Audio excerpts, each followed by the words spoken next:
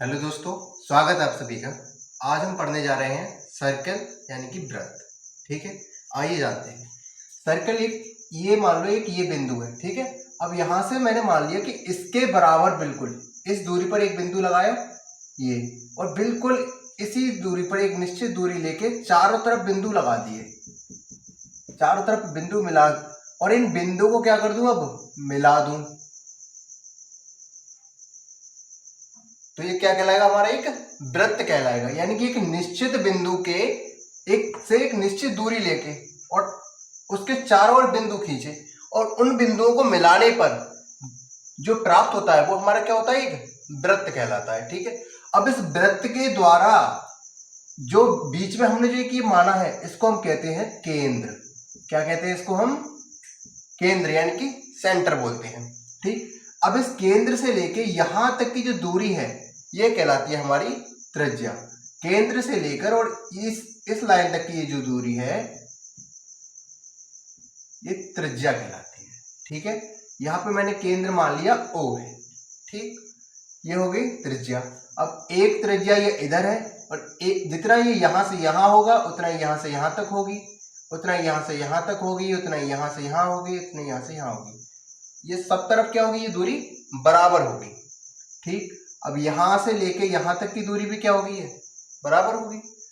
यहां से लेके यहां तक अगर मैं मिला रहा हूं तो ये क्या कहलाता है, मेरा व्यास कहलाता है। ठीक, क्या कहलाता है, व्यास। अब व्यास में आपने एक चीज देखी क्या, कि एक त्रिज्या ये और एक त्रिज्या यहां से लेकर ये, यानी कि दो त्रिज्याओं से मिलकर क्या बन रहा है, हमारा व्यास बन रहा है। यानी कि व्यास का मतलब होगा 2 गुणा त्रिज्या, यानी कि दो त्रिज्याएं मिलकर क्या बनाती हैं, एक व्यास बनाती हैं।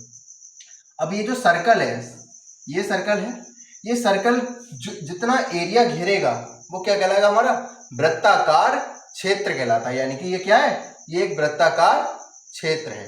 ठीक, अब कोई भी वृत्त होगा तो उसमें एक सेंटर होगा।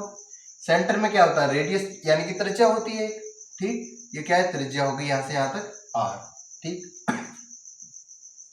अब ये एक वृत्त ये है, ये सेंटर है C। कहीं पर अब वृत्त पर कोई भी दो बिंदु लिए, एक बिंदु ये है, एक बिंदु ये है, ये यहां से लेके यहां तक ये क्या कहलाएगी, ये मान लो A पॉइंट है और ये B पॉइंट है। ठीक, यानी कि वृत्त पर कहीं पर भी दो बिंदुओं को मिलाने वाली रेखा क्या कहलाती है, जीवा कहलाती है। ठीक है, इसको हम क्या कहते हैं, जीवा कहते हैं। यानी कि जीवा की परिभाषा क्या हुई कि एक वृत्त है, वृत्त पर दो बिंदु हैं और उन दो बिंदुओं को मिलाने वाली रेखा क्या कहलाएगी, हमारी जीवा कहलाती है। ठीक, अब ये जीवा क्या करती है, वृत्त को दो भागों में बांट रही है। देखो, एक ये है, एक ये है। सपोज करो इस तरह से एक सेब है। ठीक, अब उसको ऊपर से ऐसे काट दिया तो नीचे वाला ज्यादा बचेगा, ऊपर से थोड़ा हमने कम काटा है। तो ठीक है, अब जो कम काटा है उसको क्या कहेंगे, माइनर सेगमेंट या फिर लघु खंड, और नीचे जो बचा है उसको क्या कहेंगे, दीर्घ खंड या फिर मेजर सेगमेंट। जैसे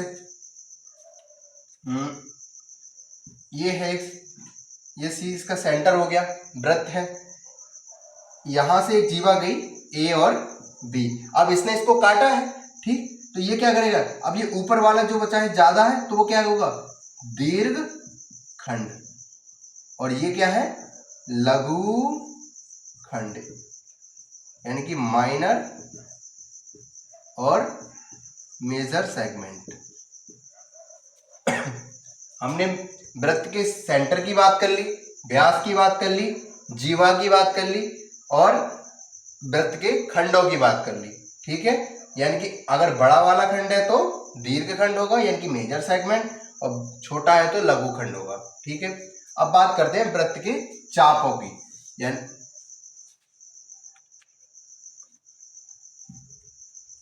वृत्त के चाप हम आप देखेंगे, आइए देखते हैं। ये इस तरह से एक सर्कल है, सर्कल का एक सेंटर होगा, सेंटर, अब ये एक जीवा गई ए और बी। ठीक, यहां एक पॉइंट मान लिया मैंने x, यहां मान लिया ये y। अब ये छोटा सा जो दिख रहा है आपको, ये क्या हमने क्या पढ़ा था, ये लघु खंड है। छोटा है तो क्या होगा, लघु खंड, छोटा मतलब लघु। तो यहां से अगर चाप की बात करूं मैं, तो चाप होते हैं हमारे दो प्रकार के, एक होगा हमारा लघु चाप और एक होता है हमारा दीर्घ चाप, यानी कि माइनर आर्क और मेजर आर्क। AXB, AXB ये क्या कहलाएगा हमारा लघु चाप, और A/B ये क्या कहलाएगा दीर्घ चाप। A/B ये क्या कहलाएगा हमारा दीर्घ चाप। अब इस तरह से सपोज करो आपके घर पर एक तरबूज आया, ठीक। अब ये तरबूज हमारे पास पड़ा था, आप घर में 2 लोग हैं, अब 2 लोगों को क्या करेंगे, सबको आधा आधा आना है, तो हमने इसको एक आधा काट दिया इस तरह से, ठीक। अगर आप बिल्कुल सेंटर से ये जाता है तो अब ये आधा आधा काटेगा, अब आधा आधा काटेगा तो इसको कहते हैं हम अर्धवृत्त, यानी कि वृत्त को क्या कर दिया आधा आधा काट दिया, तो क्या होगा ये अर्धवृत्त होगा, ठीक है। ये भी अर्धवृत्त है और ये भी अर्धवृत्त है।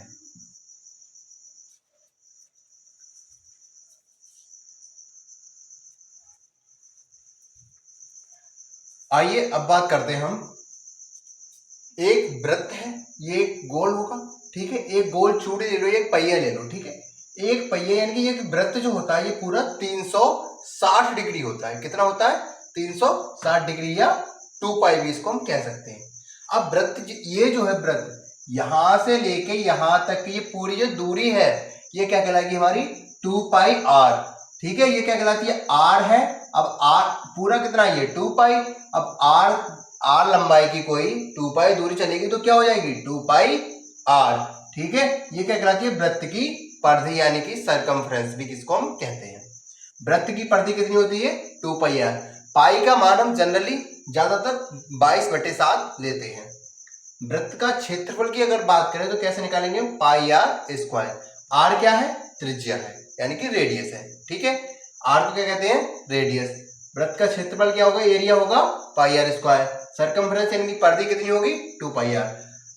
वृत्त की सबसे बड़ी जो जीवा होती है वो क्या कहलाती है व्यास कहलाती है। ये क्वेश्चन बहुत ज्यादा पूछा जाता है कि वृत्त की सबसे बड़ी जीवा कौन सी होती है, तो वृत्त की सबसे बड़ी जीवा कौन सी होगी ये होती है, यहां से लेके यहां तक ये AB जो है और जो केंद्र से होकर जाती है वो क्या कहलाती है सबसे बड़ी जीवा कहलाती है। इसको क्या कहते हैं हम व्यास कहते हैं, ठीक।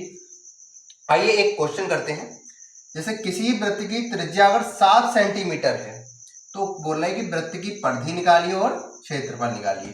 वृत्त की परिधि का फॉर्मूला क्या है 2πr। परिधि बराबर क्या होता है 2πr। 2 गुणा पाई की जगह कितना लिखना है मुझे 22/7। r की जगह कितना लिख सकते हैं हम 7। 7 से 7 कट गया, 22 दूनी 44 सेंटीमीटर क्या हो गई ये वृत्त की परिधि हो गई। यानी कि कोई अगर एक पहिया है तो वो एक बार में कितनी दूरी चल जाएगा वो 44 सेंटीमीटर चल जाएगा।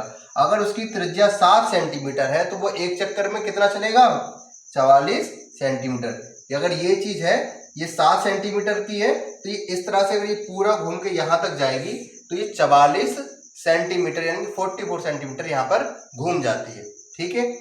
एक क्वेश्चन ऐसे एक पहिया है, ठीक है, उसका व्यास दिया हुआ है 14 सेंटीमीटर, तो कह रहे हैं कि 16 चक्कर में ये कितनी दूरी तय करेगा। अब एक पहिया है, सबसे पहले तो पहिए की त्रिज्या यानी कि r क्या हो जाएगी, त्रिज्या क्या होती है व्यास की आधी होती है, यानी कि 14/2 7 सेंटीमीटर, ठीक है। आगे अब अब एक चक्कर में पहले कितना निकलेगा, एक चक्कर में कितना घूमेगा जितनी उसकी परिधि होती है। ये यहाँ पर कितना घूमा था 2πr। कोई भी पहिया एक चक्कर में कितना चलता है 2πr, यानी कि अपनी परिधि के बराबर। 2πr निकाल लेते हैं पहले, तो गुणा 22/7 गुणा 7 यानी कि 22 दूनी 44 सेंटीमीटर, ठीक है। यानी कि एक चक्कर में ये पहिया कितना चलेगा 44 सेंटीमीटर। तो बोल रहे हैं कि 16 चक्कर में कितना चलेगा, तो 16 चक्कर में कितना चलेगा 16 गुणा 44, 16 चौका 64, 16 चौका 64 704 सेंटीमीटर ये एक पहिया 16 चक्कर में दूरी तय करेगा। आशा करता हूँ आप सभी को वीडियो पसंद आई होगी। अगर आपको पसंद आई है तो प्लीज लाइक कीजिए, शेयर कीजिए, सब्सक्राइब कीजिए। धन्यवाद।